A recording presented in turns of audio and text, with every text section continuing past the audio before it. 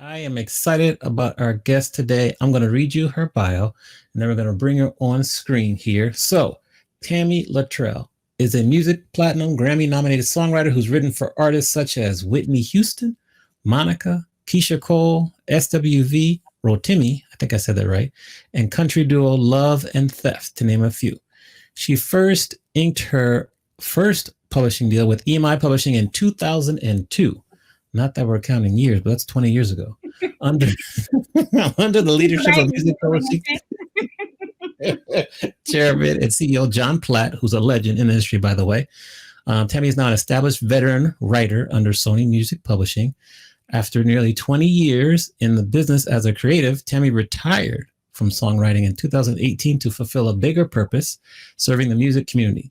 She launched the Mezzo Agency, a full-service music administration company that provides services for songwriters, artists, and producers in areas such as catalog management, metadata enrichment, label services, royalty collection, and music clearance licensing. So what we're going to do now is we're going to welcome Tami Latrell to This Week in Music. Get some applause there. Hi, So, everyone. so hello, welcome. I'm so excited to talk to you. A lot of what you do is some of my passion, just trying to teach kids, students in the music industry what's important. So I'm really, really excited to talk to you. My first question for you, it's just a fun question. Really, it's just tell us the feeling, tell us the experience you had when you found out that Whitney Houston had one of your songs, and what did you do to make sure you got your credits? Oh, wow. First off, I was surprised. That was the first thing. I was shocked. I was happy. I was overjoyed, but I was confused all at the same time. And so, for the reason why I had all those mixed emotions was mainly because the song was given to her unbeknownst to me. And I was not able to be a part of the process of her recording or meeting her before her untimely passing. Rest in peace, Whitney. We love you. And um, and so thank the Lord, the good Lord above, that I had my copyright registration already taken care of for that song, because that is in fact how I was able to claim my publishing and the ownership rights stayed with me because I actually own the original copyright for that work as a composer. Awesome, awesome. So if you're in the chat, because we're streaming live on Twitch right now, we're gonna geek out a lot today about like copyright and metadata and things like that. So just be forewarned, if you have questions for Tami or Carolyn or myself, put them in the chat. We're gonna geek out a little bit. My next question is, what's the difference in between writing a country song to writing an R&B song? Hmm. Well, I would say the difference is at the end of the song.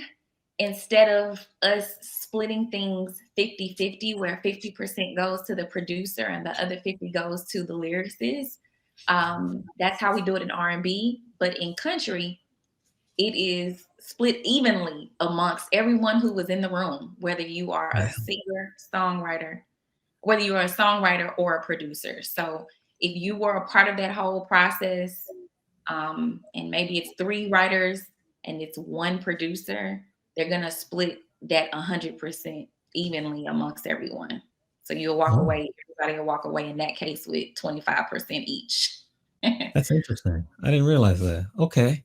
Awesome. But Thank as you. far as the creative process, I think the creative process is a little bit similar, Mhm. where you're collaborating, coming up with concepts, laying down different ideas, working with the producer on, different sections of the song to build, great ideas, and then ultimately putting those together to make one great song.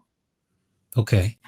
I think a good place to start when we kind of get into the nitty gritty of our conversation is just what is your definition of black box revenue? Because that is what you help artists kind of avoid letting their revenue fall into.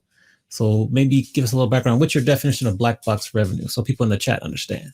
Sure, sure. So black box revenue is unclaimed royalty money that has been sitting, that has not been claimed by its original owners of the compositions, So basically, these are songwriters and producers who have not correctly set up their accounts to be able to claim digital streaming royalties on the publishing side. So if you do not have an account either with an administrator set up to collect on your behalf, or if you are not a self-administered songwriter, then you cannot collect royalties that are coming from sources such as Spotify, Apple, Tidal, Deezer, Amazon Music, and so forth.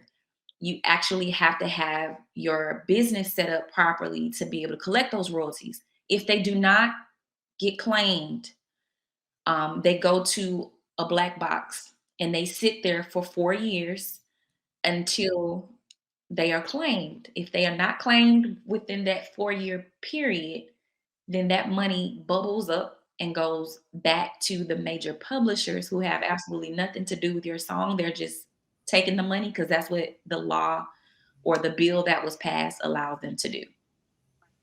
Mm.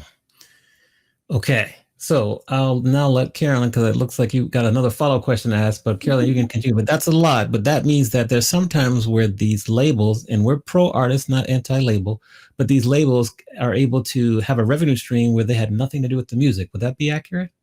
Correction, not labels, the publishers, the publishing Publishers. companies, Got it. Okay. which are Okay. sometimes owned by the labels, right? Yeah. Majority of them have major publishing companies as well, but I want to be very clear that this is going to the publishers. They get a percentage of whatever publisher has the biggest revenue share. I'm sorry, the biggest share of what is it called when you have at the end of the year when they have the Market biggest share? You're talking like market market share. share? Thank you. Mhm. I'm thinking about revenue and money. Okay. I The love it. I love it. same thing, right? The market share, meaning you have majority of the songs that are out that are generating the majority of the revenue is owned by your publishing company, or at least administered or controlled by your publishing company. Those are the Mhm. ones that have the first dibs on that black box money. Yes. Okay. Now over to you, Carolyn.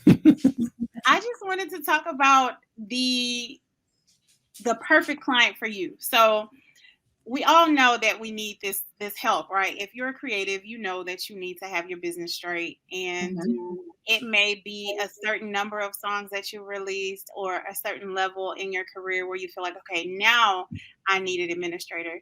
Can you talk about what a perfect client would already have in place for you to even be able to help them? And is Yes. there a place where you can't even help people yet, where you're like, okay, you're not ready for an administrator? Can you speak to that? Yeah. There's some So base level understandings that people need to have an administrator, and I want to talk about that. great question. Great question. So let's start with the clients that I can't help. Let's do Okay. that first to just eliminate them out. Okay. So the clients that I cannot help are clients that are already in a previous publishing or administration deal that they've not decided to terminate out of.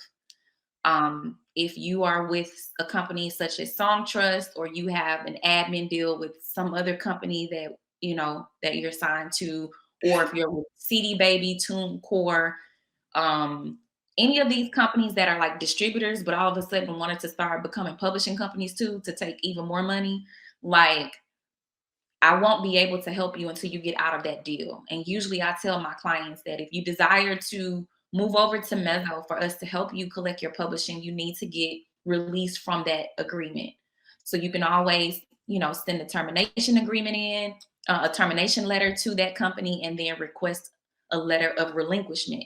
And that basically means that that publishing company or entity that you are in the admin deal with are now forfeiting over or relinquishing their rights to own or collect on your catalog on behalf of you.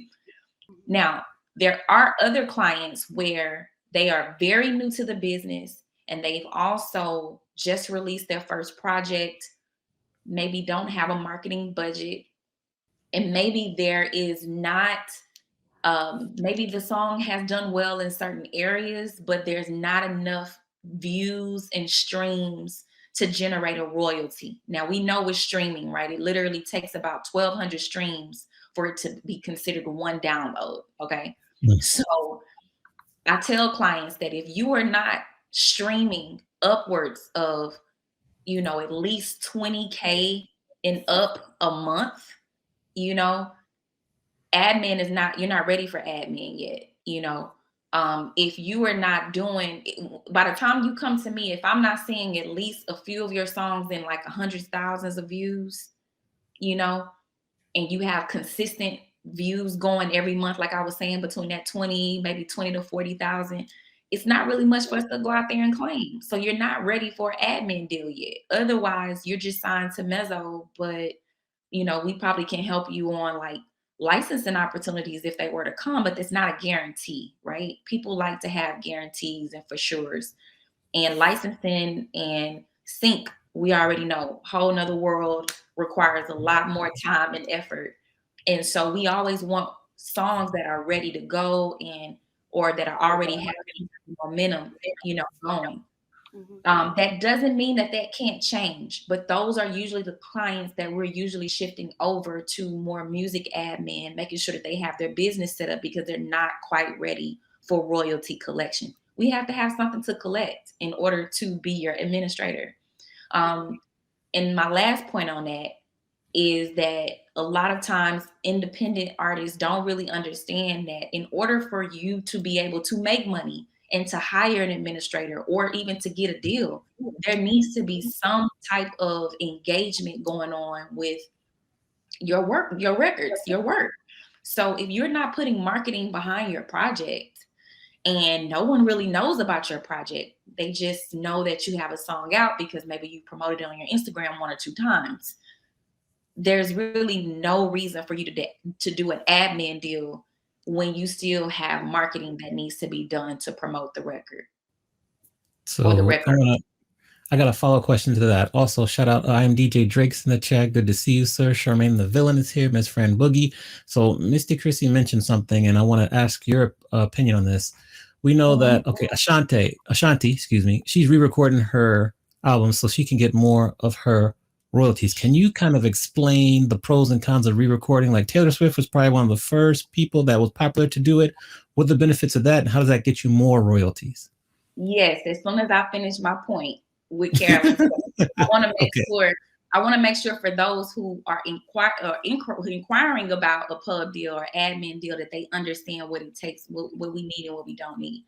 So like I said, we've already eliminated those three. If you don't have any views or streams, there's nothing to collect. If you're already with the admin, we can't administer for you.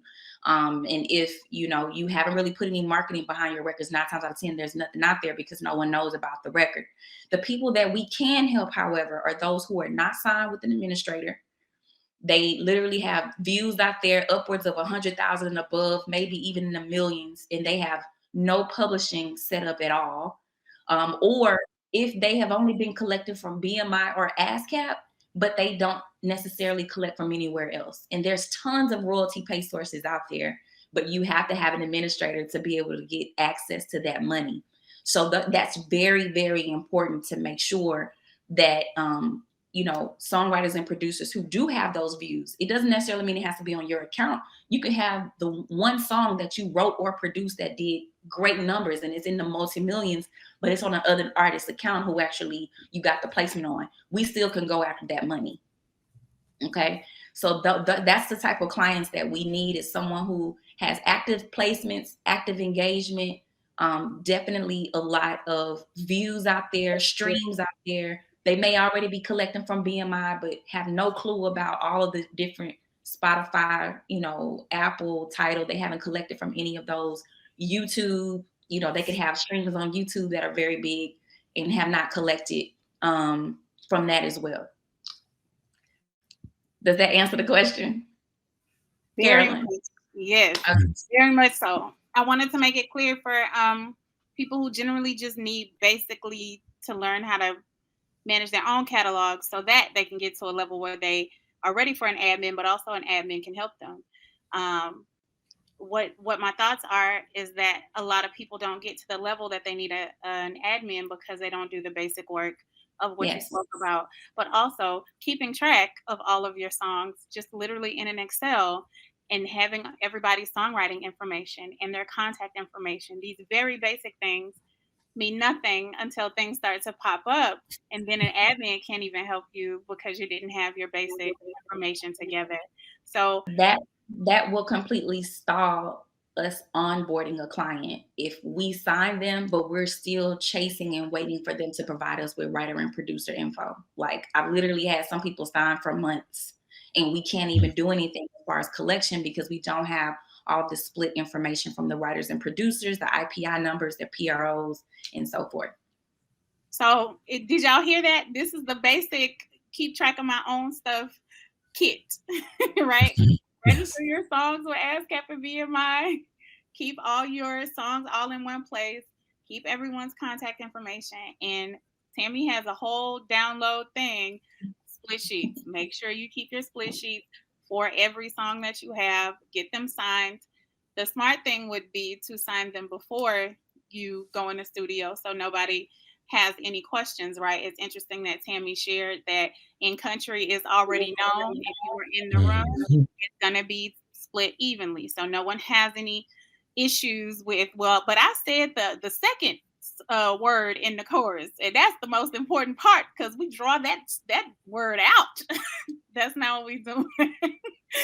Yeah, I think in R&B and hip hop it's a little bit different. The fact of the matter with R&B and hip hop is that people are just not doing splits at all.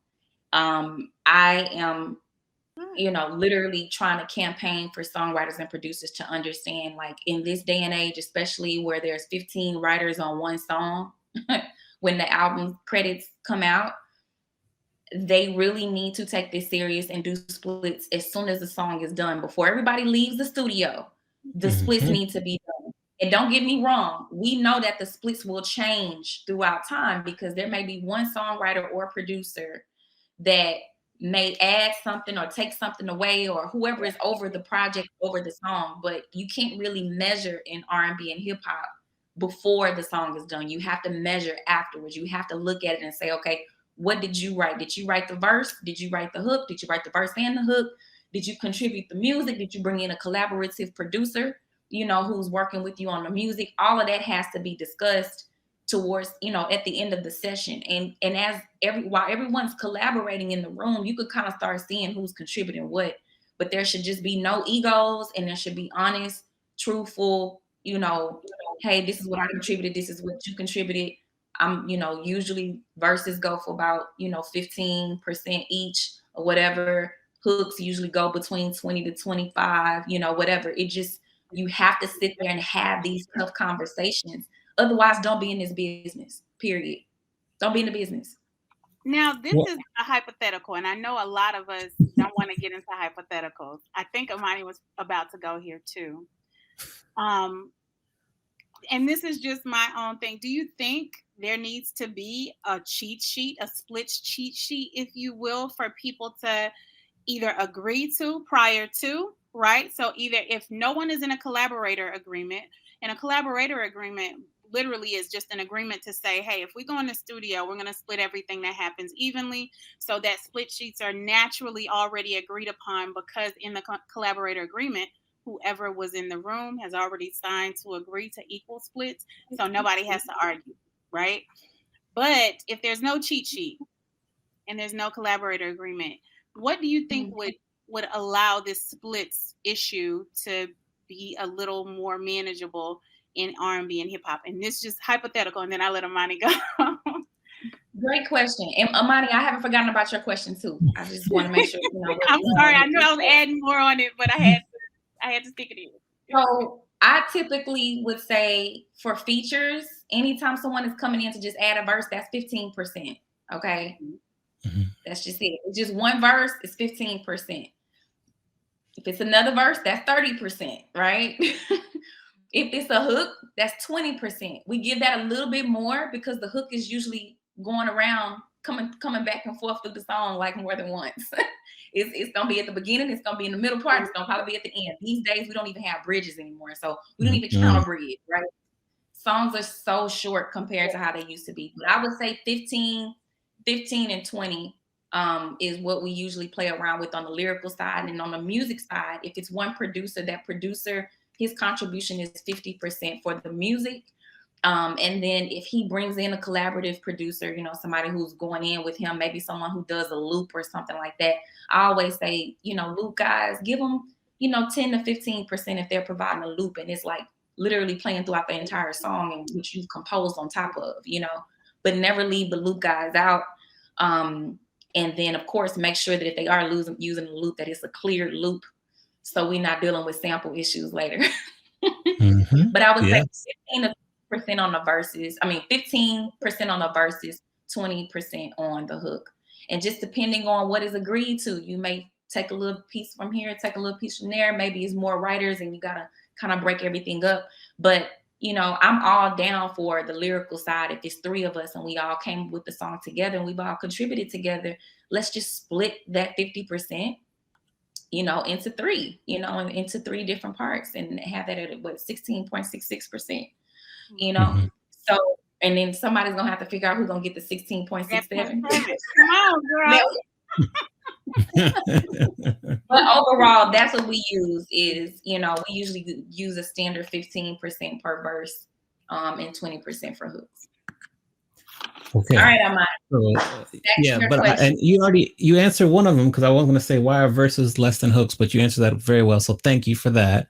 Now, Ashanti, she's re-recording. Ashanti, Taylor Swift did it before. Why? What do you think? Talk to us about that. Well, yeah, the reason why is because the person who owns the master is the owner, usually the record label. And in these cases, if the artist like Ashanti, who's no longer with Murder Inc., and Taylor Swift, who's no longer with, what's the label she's with? Is it Big Machine? Big, yeah, I think it was Big Machine. Yeah. Yeah, Big Machine. Whoo, I went all the way back. All the way back. So Yep. once they decide to go independent and release through their own label and distribution, the key thing is making sure that they own the master, because now once they re-release, they don't have to get it approved through the old record label anymore, that particular version. Okay. So, they already own majority of the publishing because they're both are writers, so Ashanti owns a lot of her publishing. She doesn't have to worry about contacting Murder Inc. to get her publishing cleared because she owns her song. She writes all her songs. Same with Taylor. Taylor penned a lot of her records. She had collaborators as well. But for majority of it, she is the owner of the publishing. And by re-releasing it on her own platforms, her own label, it gives them power on both copyrights. And that's what you want. That's a desirable situation. Yes. All artists, especially the major artists who are now going independent and they're realizing that, hey, you know what? I already got the fans, I already have the success, and I got the money. I can put my own music out and own my masters. Now, that doesn't mean that the versions previously with the previous record labels that they were with cannot still be monetized, but obviously Taylor's not going to get behind those projects. She's going to get behind the newer projects that are owned by her. And so even though it's the same exact song, it may say remastered. It may say deluxe edition. It may say Taylor's edition, whatever it may say. She's obviously going to promote the one that she owns the master to. This also helps on the profitability side because when those royalties start coming in from the new masters, those royalties come directly into her company. When the license is cleared, she doesn't have to worry about going to the original record label. As long as they're using the version that she released, she has the right to approve the license on both the label side and on the composition side, which is, the master and the composition side. So the master gets cleared by her label, the publishing gets cleared by her because she wrote it. And so it just provides a more powerful position for Ashanti and for Taylor Swift to do so. So to follow up, and then I'll go to you, Carolyn. No, go ahead. There was really no law that changed. It really was just people are learning more about how the system works. Because this is a newer kind of, I don't say phenomenon, but this is a new trend. Why has it taken so long, and why is it so new, and why hasn't it been done for a long period of time? I want to answer that question. The reason why that hasn't been done is because a lot of artists were in either record deals that were lifelong, right? They never had a time when they weren't owned by that record label. So re-recording them while under that same label did not either make sense nor Right. financially was it going to be beneficial to them.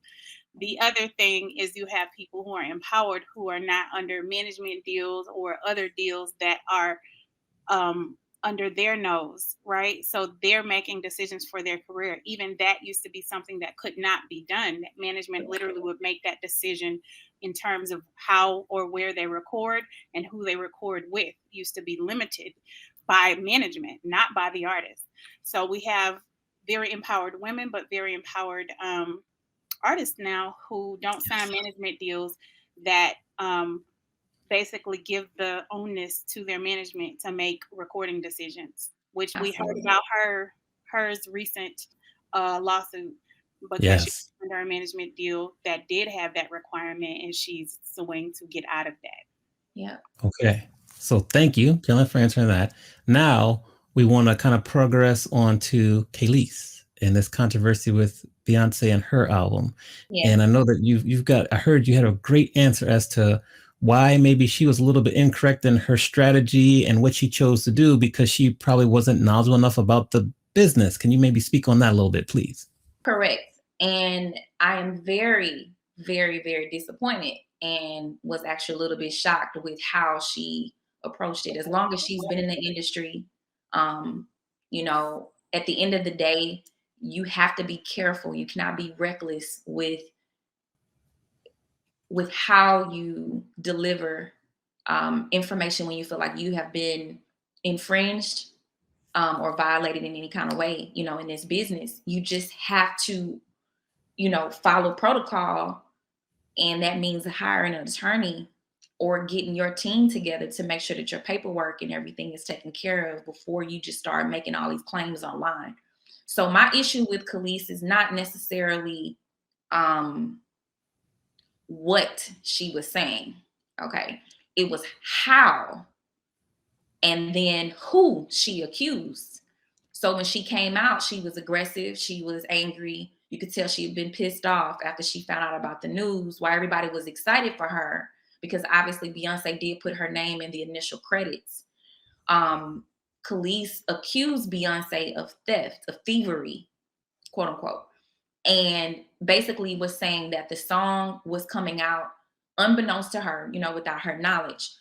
When the fact of the matter is, in order for Khalees to have been contacted or known, to know that the song was going to be coming out that she was a part of, which was Milkshake, she would have had to have ownership either on the master side, which we just talked about, or on the publishing side, which we just talked about. And unfortunately, in this case, she has neither. She does not own the master. She's not the record label who put the record out initially, the original record, Milkshake. And then she Mhm. didn't, even if she contributed, even if she was a writer on Milkshake, I'm not saying that she never wrote, but based on the credits and the publishing information, if you go and search that song on any of the PROs, Khalees's name is not there, only Pharrell and Chad and whomever else is on there. So Khalees's name is not on there. And typically what happens is when a song is about to get sampled, it is the record label's job who's releasing the new work, the new work, to contact whoever the original work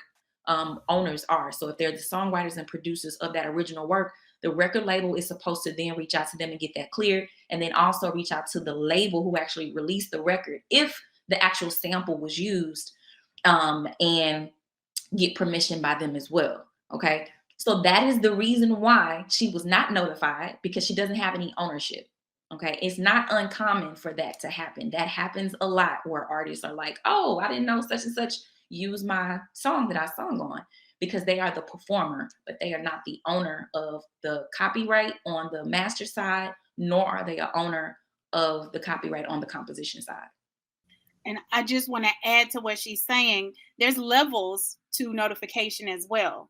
So there are some who don't have publishing, but they do have approval rights, right? So maybe they do have an exclusive Mm. publishing deal with a Sony ATV or something, but they have approval rights, meaning they have to be contacted to approve any samples or uses that happen. They may not have ownership, but they at least have approval rights or sync rights to be able to approve or deny stuff. it appears she not only didn't get publishing, but she also didn't even have approval rights on other people's publishing. Sometimes people may not have a share, but they still have approval rights. She had neither. So Right. Correct. So that leads me to my next question, which is why is there such a large knowledge gap in the music industry between the artist and like the business side, whether it be the labels or, just people who handle the money and the contracts? Why is there continue to be such a large knowledge gap, in your opinion? Well, I'll say I don't think the industry was ever set up to be a place for the artists to have any creative control at all. In even understanding what they were signing. I just don't, it just wasn't set up that way. It's an old archaic system that has to be demolished. Okay. Demolished. I will say that with the influx of independents being able to release and have access to a lot of education, with companies like mine that do work, hold workshops, and we do all these music business assessments to help them get caught up with just the basic information, that has actually closed the gap. It's not as wide as it was. The gap is slowly but surely closing, and now you have more people talking about publishing more now than ever, right? Yes. I remember when I first did my first video on YouTube about split sheets back in 2012. Okay, no one was even talking about nothing dealing with publishing. People were like, "Okay, this is great information, but what do I do with it?" Then all of a sudden, about 4 years ago, you started seeing these companies like Song Trust coming out, and these different influencers and bloggers and stuff trying to teach the business. And so I'm grateful for that, because we can't get mad at, this breadth of information that it's just so important and so valuable to so many songwriters and producers who need it. Even artists, because a lot of them are writing their own songs, but musicians also who are coming in, they may be a work for hire, but didn't know that they can actually ask for an LOD or, get some publishing or get some master points, just because they just didn't know. All they have to do is ask, So I would say that to answer the question, the why, I don't think it was set up for them to know.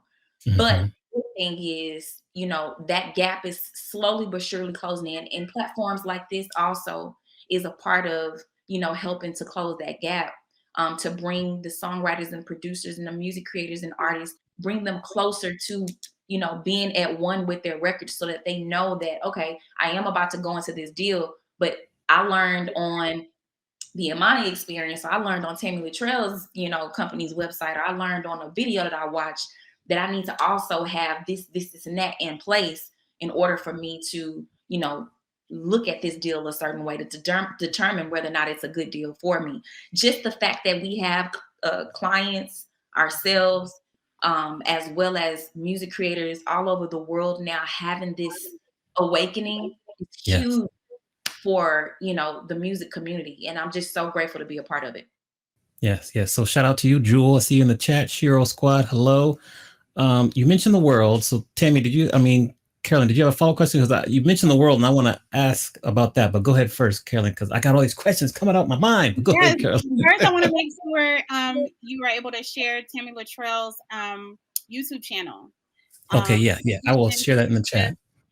In addition to just the split sheets, there's just a wealth of information about publishing, about being an artist, about songwriting, about doing your home setup right. Like, she just was such a wealth of information and knowledge even before Mezzo Agency came about. And I truly believe it's just God's blessing and karma and all that Mezzo Agency is so successful, because you were providing this information from a pure heart and good intentions to make sure that creators needed less information from people who may want to exploit them, and were able to kind of empower themselves with information without, being armed too late in the game. You know what I mean? You never want to try to fight somebody after they done already messed you over. Yes. And they happy. They like, I don't know what she's upset about, because I've already made a profit off of this person. But I won't go there. I did want to quickly say, we have this misconception that somehow the music industry is so different than everywhere else. But all these other businesses are no different. All these other industries are no different. People find jobs and get employed by companies who do not teach them the whole industry. They teach them their one job, and they pay them for their one job, and they pay enough people, employees, to do their one job so that they don't take over the company, because the goal of capitalism in the United States of America is to enrich shareholders. In every business in this country, shareholders are not the employees. Yeah. Okay? The shareholders are stockholders or people who own the company or people in management. So this is not different. The music industry is not this exploitative place that's so different from all the other companies in the world. I hate hearing that, and it victimizes people who don't realize this is just business. This is what capitalism is. Yeah. So let's not blame management. Let's not blame lawyers. Let's not blame other people for not knowing our industry that we chose to be a part of. Yeah. Let's empower ourselves. Let's either pay administrators like Tami to do the jobs that we can't do, or let's understand, well, this is what I can do for myself. And then this I can't. And then now I'm ready to sign with a label or what have you, because I know my role and I know what I want from them, and I know what I can give, and I know what they can give to me. So I just wanted to say that, because I feel we so much, you hear about people in the music. I'm like, this is all the business. Business. Shout out DJ Daz. Good to see you, DJ Daz. Tammy, you mentioned the world. I read that you, and I love this statement you said, you feel that like the music industry today in the United States is so far behind the rest of the world. Why do you feel that that's the truth? Well, for one, we were invaded by streaming without any type of infrastructure. And so while some countries may look to the US on how we do things here, we were not prepared for streaming, which is why it is amok right now. I honestly don't know of any other territory like China. This ain't happening in China. Okay. This is not happening in the UK, where you can just come over and just buy up all these different catalogs from record labels, right? Without actually having some type of, and I'm not going to say buy, let's just say license, right? Because we hate using the word buy and sell. We license everything, right? So for you to just come into the States and license these catalogs from these labels, right? And the labels not even look out for the publishers, except for the publishers that they own. Not even look out for the songwriters. Look, she over there like having a moment. Okay. And I just don't know any other country that would allow that to happen, to where there's not some type of regulation, okay, from a governmental standpoint.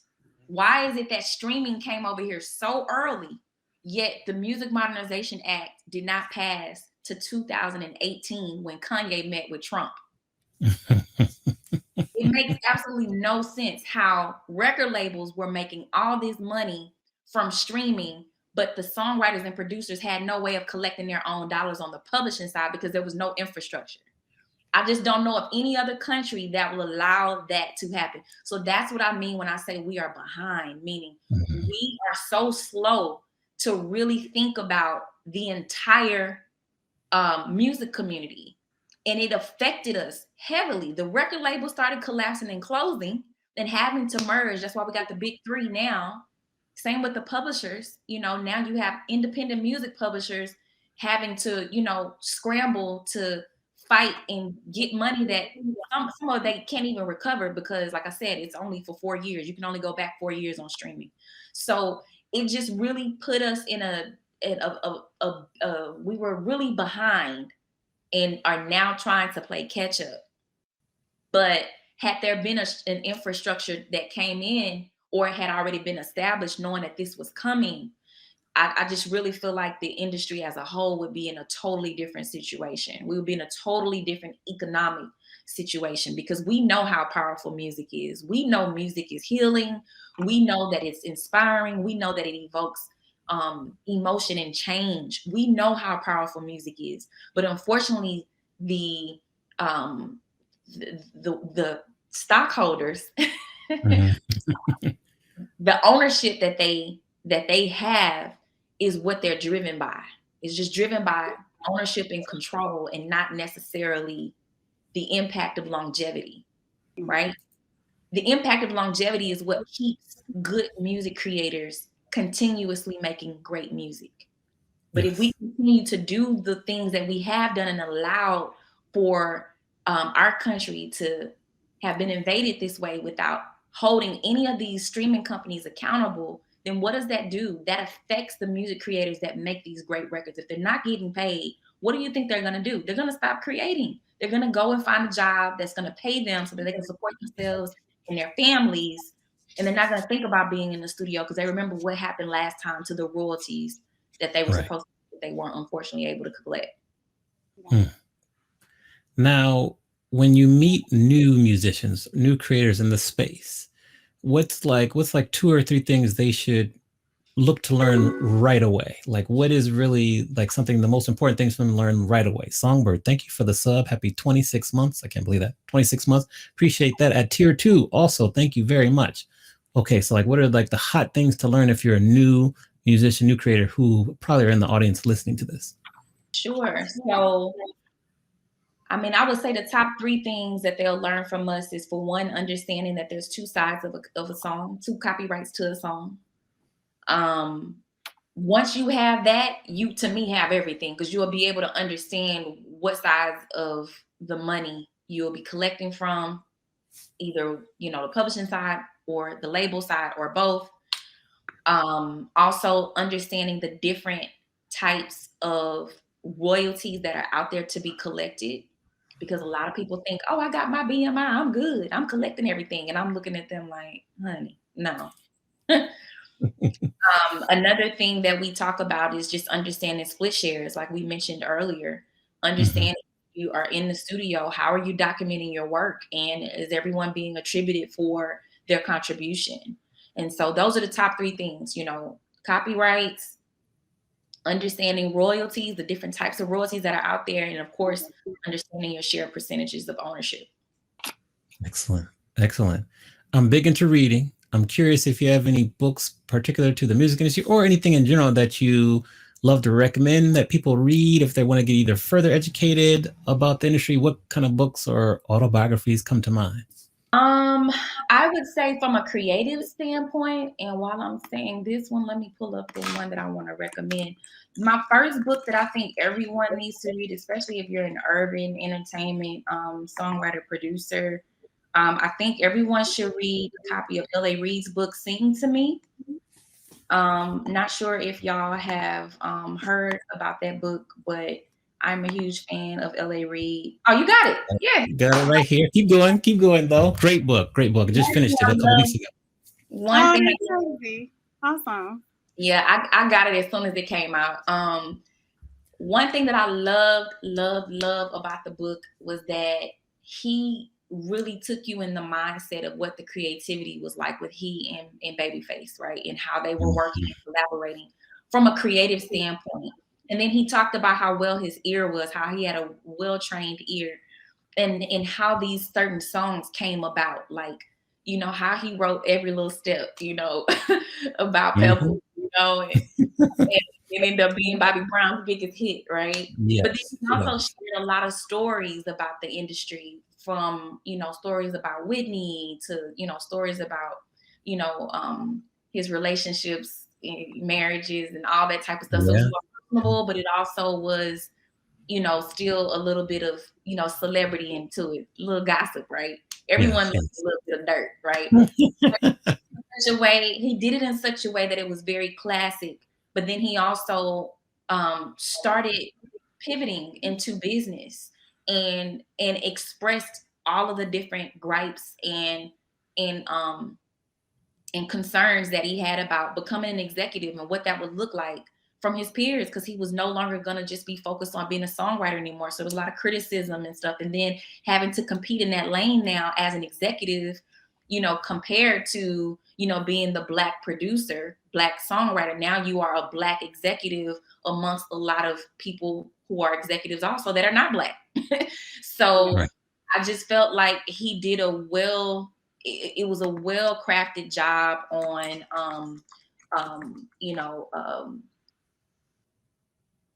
illustrating that, and really providing context with how he was able to pivot and evolve. And then there is another, everyone probably knows Donald Passman's book, Everything You Need to Know About the Business, right? And go on and on about that. There's going to be so many editions that's going to continue to come out. But there's also a book called The Plain and Simple Guide to Music Publishing. It's by Randall Wixon. It's not as heavy as Donald Passman's book. And I think that it is a good reference point to keep with you, keep in your backpack, keep at your office or your desk, to keep close by in case you and that you want to look up, or you're just kind of going through it a day at a time. I don't think it is that heavy. I love it. Okay. I want to add a small caveat for people who don't know. Randall Wixon is the owner of Wixon Music Publishing, and he is the one gangster publisher that did sue Spotify. Oh, okay. okay. I want to mention that there were a lot of publishers that were mad about Spotify, and then there were publishers who sued. And Randall Wixon was one of those. Wixon was one of them. Okay. Yeah. All right. As we kind of Cone on music licensing. I'm sorry. I put in the chat Cone on music licensing. I know you didn't ask me, but I wanted to add that book. Yeah. It literally is the Bible of music contracts for licensing. So this book will literally have basic contracts for every type of music license, from publishing to actual TV and film music licenses to contracts for composers. This is literally what a lot of lawyers use as like a boilerplate before they specialize and specify things for their particular network or program or what have you. This will teach you the terms you should have in your mind that have to be negotiated. Everything is not black and white. And I say in the music business, everything is negotiable, not only because what Tami said is not regulated, but also because everything has terms, right? And if you think about that, well, you might not want to give your song away for $500 in perpetuity, but if it's just 1 year on one platform, it's like, I think I will do that. You know what I mean? So always think about that. Don't get stuck on what somebody's offering you. Think about the terms, how many people it's going to be connected to, how long it's going to be used. You know what I mean? What platforms it's going to be on. Looking at these contracts in the book Cone on Music Licensing keeps you thinking about, what are my terms? What am I negotiating? You always have to keep that in mind. It's not just yes or no. It's levels. So there's levels to this. Yes. Yeah. Maybe one of our kind of final questions. I wanted to review this article that came out on Billboard, and I think I have time. I can show it to you really quick. So this is like the article I shared with you earlier about 2 unknown Latin music operators make $23 million from YouTube, and they stole it, and they were quite brazen about it. You weren't surprised. So tell me your thoughts on kind of how this happens, and just how were they able to do this so quickly? Well, okay, so there is a system that not a lot of people have access to called CMS under YouTube's Content ID system. What's called Content ID, and it's YouTube's CMS system. I said that wrong. So Content ID allows for publishers to go in and make claims. It also registers and gives each song that's uploaded its own watermark. And so with that is how they are able to trace and track songs that have been uploaded multiple times on different pages, and they can easily stamp that licensed by or owned by. They can establish all of the rights owners right in the credits at the bottom of the video, if you notice. So that comes from YouTube CMS system, Content ID. I will tell you, as an experienced publisher that has my own platform on YouTube's CMS system, it is not the best to work with, nor Mm. is it, if you don't know what you're doing, you can cause a lot of conflicts with other companies. But in this case, these guys were identifying rights that had not been collected by a lot of these songwriters and producers who don't have their publishing established and their shares collected by an administrator. And so they were collecting erroneously a lot of publishing money that was coming in from these views. Ad revenue, of course, is the company that is AdRev is the company that's sending and supplying and monetizing these videos to make sure that the views are astronomical so that they make more money off the advertisement. So if you have these video pages being monetized by AdRev, but then you have someone on the back end that's collecting the publishing money that should not be collected when it's only supposed to be the ad revenue share that they're supposed to be collecting. Now we have a situation like this. And I know too well about this because I just had a similar situation to which that person that said AdRev is no longer there because of him doing it to one of my clients. So now we're waiting for retroactive royalties to come in for one of my clients who happens to be a major recording artist. And unfortunately, this situation has happened and we're like, oh, look at the timing. Billboard just released this story. Yes, yes. Thank you, Billboard, because we're going after that money. Wow. So yeah, I'll share the article, but it's just, 23 million. They were brazen about it, buying Lamborghinis, big houses, moving from Phoenix to Miami. It was crazy. It's a phenomenal article. They did a lot of research, and it just continues to show the knowledge gap, even from established artists that just don't understand all the parts of where their money is. And see, here's the thing. Because that CMS is so difficult to navigate through, because I promise you, I didn't have, like, YouTube doesn't sit down with you and say, hey, let me show you how this works. No, you literally have to just read and continue to email them. How is this? How is that? How am I able to get my statements? How am I able to do this? How am I able to do that? Thank God for my friends and colleagues in the business who work at major publishing companies. They were able to kind of walk me through that process. But it is very, very difficult to navigate, which means that there could be people who have access and just don't know how to use it. For two, everyone can't get access to that platform. It has to be approved by someone within Google. So a lot of people don't even know. They're going through third parties to collect the money, but how do you know that that third party is actually paying you exactly what you're supposed to be getting? You see what I'm saying? Because they don't have access to it. So you can't even like measure it up. All you know is based off of what they're paying you. So in this case, I can totally see how it happens because of my own experiences with working with YouTube CMS system through Content ID. And I'm still learning. I mean, we literally did our first distribution for YouTube royalties, and I've been on the platform since June of last year. We did our first distribution this first quarter. First quarter 2022, which was January, February, March of 2022. We did our first distribution. And I was amazed at how much money is still sitting out there. And I'm so happy about it. But, you know, we still have a lot of work to do because guess what? As soon as that happens, now you're opening up a whole window of songs that are in conflict with other people attaching and collecting off of your song that should never be collected.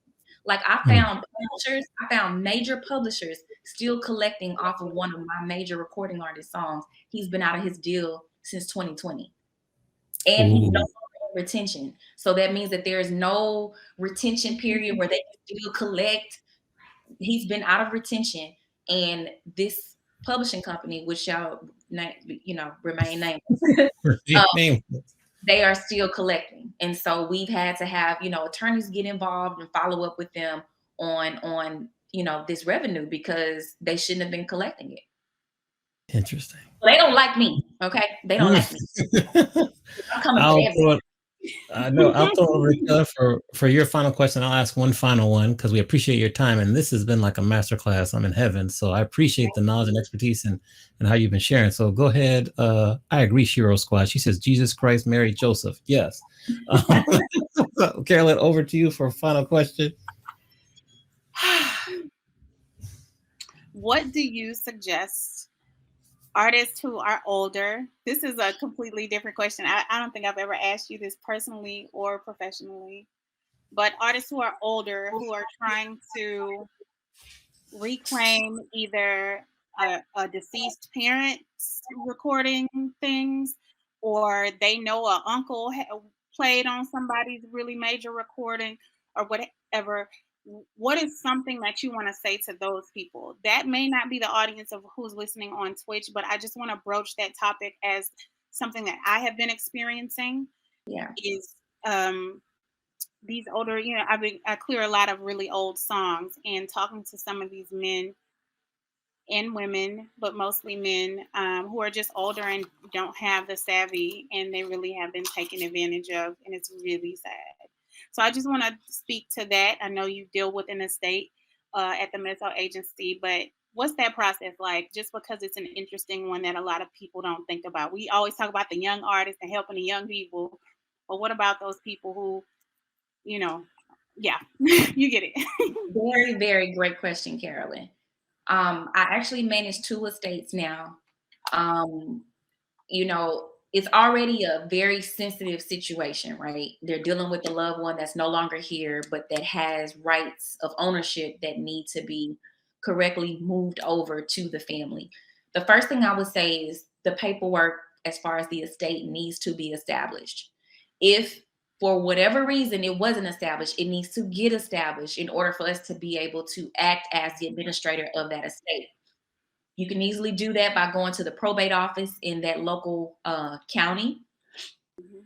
The probate office will make sure that the administration papers are set up. There will be a process if you don't hire a probate attorney, but there is a bit of a process where you have to file a petition to become the temporary administrator for a year and stay in compliance with the court and the laws, to abide by that particular county's rules, because every county and state and county in country is different. So please make sure you follow what the rules and regulations are for that estate account. Otherwise, they will not grant the temporary letters of administration. But once that's granted, it does give us a little bit more power, right? Because then we can actually go to the PROs with that letter once we've gone into agreement that you would allow us to represent your estate, and then let them know that, hey, this is where we are with it. This is who the administrator is. All of the name, the royalties, and everything, we need to be transferred over into the administrator's name, but the administrator is actually hiring us as a music administrator. Right. And then once we become the music administrator, then we have the rights over the compositions that we will be controlling to make sure that all of the monies are coming into one place. The great thing about us is that we collect globally, and then all of our clients receive their own royalty portal. So if there's money that has come in for you, it almost never has to, go outside of anywhere else outside of your estate account, because as soon as the royalties come in, the reports will be attributed to, for whatever songs that it belongs to, and then those royalty statements will hit your account every quarter, and then your direct deposits will hit your bank account, whatever information we have on file. So that process is a little bit lengthy, because not only do you have to, of course, go through the court systems, but then the PROs, they still have their system of approval and paperwork. Sound Exchange also has a system, and they're on the master recording side. So they have their own system, dealing with, letters of administration and doing all of the different paperwork processes that their legal team requires them to do. So it's not something that can happen easily overnight, but as long as the temporary administration paperwork is taken care of in the beginning, it makes the process easier for us when we are approaching these companies saying that we are collecting on behalf of your estate. And then as an estate, it's still, your responsibility to keep us abreast of anything that is going to be releasing or coming out. Sometimes estates do re-releases or remaster versions or live versions or things like that. It's always imperative to let your administrator know, because we're the ones that's going to have to register those works. Of course, a lot of them are registered with ISRC codes. If the song is re-released and we don't have that, then it's hard for us to go find those royalties and that money. But the great thing about an estate is that you do have a bit of flexibility to be able to decide on, how, as long as it's spelled out in the estate of what you're going to be doing to help manage that project. The goal is to continue to keep the revenue going, right? To help support the estate and support the family. So, we've done that. We've worked with a lot of clients. Well, I wouldn't say a lot, but I've talked to a lot of clients, but we have actually two that we currently represent that I've decided to take on. And so that process in itself has been a bit of a hurry up and wait, but that's publishing. Publishing is hurry up and wait too. So, but yeah, we are very familiar with that process, and we do understand the importance of it. But I will say, with the older generation, our biggest issue that we have with them is that they do not follow through with getting us the information that we need. And so I can tell you about 4 different other estates that we do not currently manage right now that I've already talked to, but I'm in the process of still waiting for them to provide us the information we need. I've also had to turn some people away because there are predators that will go after these estate accounts knowing that there's no one collecting on their behalf and try to collect and act as, the estate administrators. I know quickly how to verify whether or not you are listed as an estate administrator, and I have had to turn some people away because I'm not picking up anything that sounds scammy or, like it's not right. Yeah, I hear you. I actually recently ran into issues with, remember the song Bar Baby Mm-hmm. from Big Mo? Big Mo in Houston, yeah. The little girl who was singing that part, Uh-huh. he has an admin deal with a publisher who will remain unnamed. And I explained to them that her name is not listed on the registration for the song. And I asked him, I said, do you have something that shows that her, a share was given to her, because Big Mo is deceased. So any changes would have needed to be approved by his estate because he was one of the original rights holders. And that's an agreement, just to let everyone know, to change splits, everybody who was a party to that song has to agree. It's not just one person. It's not just the label. You may have to have the label handle the sample clearance on the front end, yes. But if you're talking about changing established splits, you have to go to everyone, and everyone has to approve. Sure, I'll give up 5%. Sure, I'll give up whatever that is. And I'm like, so if this man is deceased, I know they didn't call his mama or, his wife or his son and say, hey, is it okay if we give a share to the little girl who was singing on it? And he couldn't produce paperwork. And he's a publisher. He's not a major publisher, but he's a publisher. And he said, I actually don't have split sheets that show that this registration is wrong. The registration link I gave him, I said, this is the active one. And he didn't have that. See? So I just wanted to bring that up. Yeah. All right. Well, is Big Mo's estate being managed? I do not know, Tami. You might want to. We're both from Houston. We actually went to Well, we're gonna have to look into that, girl. Yes. That could be a lead. It could be a lead. I would say my final question for you, Tami, is just, if you were to go back to right when you graduated from Texas Southern, we got to shout out the HBCUs in the building there. So shout out to that. Yes. And give your younger self advice based on everything that you've experienced in the industry and life so far. What advice would you give your younger self? No fear. I would say have no fear. I think I was very tenacious and always able to like speak up for myself, but there were certain opportunities that I was approached with that I didn't really know everything about. And I just kind of dealt with everything in caution because of the whole Whitney Houston situation and how that happened. And so I really feel like just kind of being shy naturally as I am. I'm just a shy person, but also not really, knowing as much as I know now. I figured out for years that a lot of people didn't know what the hell they were doing. So when you think that you're getting into a situation and you think somebody else is intimidating or they're like making you feel like, oh, dang, I may not be ready for that. No, you ready. you ready, because trust and believe, they acting like they ready, but they don't know the business either. Yeah. So it's just certain things like that. I wish I wouldn't have second guessed myself on that. Don't get me wrong. I don't have any regrets. I believe in divine alignment. I believe in divine timing. But if I were to tell myself, my younger self, what I know now, I would have said, girl, go for the gusto. Don't hold back. Don't worry about what other people think. Don't have any fear. Just do you and help and make sure they understand that you're doing you and make them fall in place. Amen. We'll give you a little applause for that right there. There we go. There we go. There we go. The best place for people to keep in touch now that we've met you, where's the best place? Like, where do you kind of live in the social space?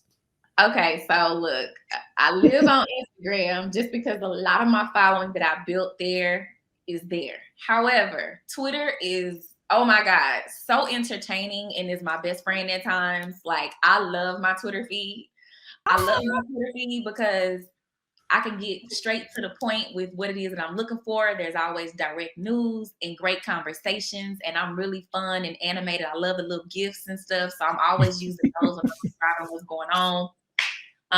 And then I just feel like Twitter is just hilarious because people can really just express how they feel, and whether they use the GIF or not, like it still is just entertaining just to hear like commentary coming, well, to see commentary rather coming from, bloggers and influencers and just regular ordinary people who happen to be fans or just have interest in whatever it is that they're watching or they're listening to. I just love Twitter. I've always been a big Twitter supporter. So please follow me on Twitter as well as Instagram, on all social media at Tami Latrell, TamiLatrell. And yeah, I'm pretty straight to the point. You can find me anywhere. All right. All right. I'll put it Good, in the good. chat, Yes. Amani, if you want to share. Yes, and I got it on the chat there. So thank you. One of your passions, one of my passions, which is in terms of closing the education, the knowledge gap between, the people who know and the people who don't know in the industry. So I'm glad to have met you. Definitely going to keep in touch. And this was a master class. So thank you very much.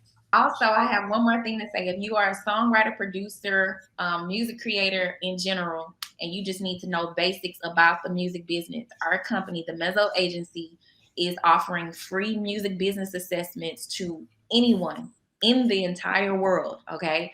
We are based in Atlanta, but as long as you know what time zone you're in, you can hop on the call. It's a Zoom call directly for you and our music administrator. Sometimes you may get me, sometimes you may get Ray, sometimes you may get Deja.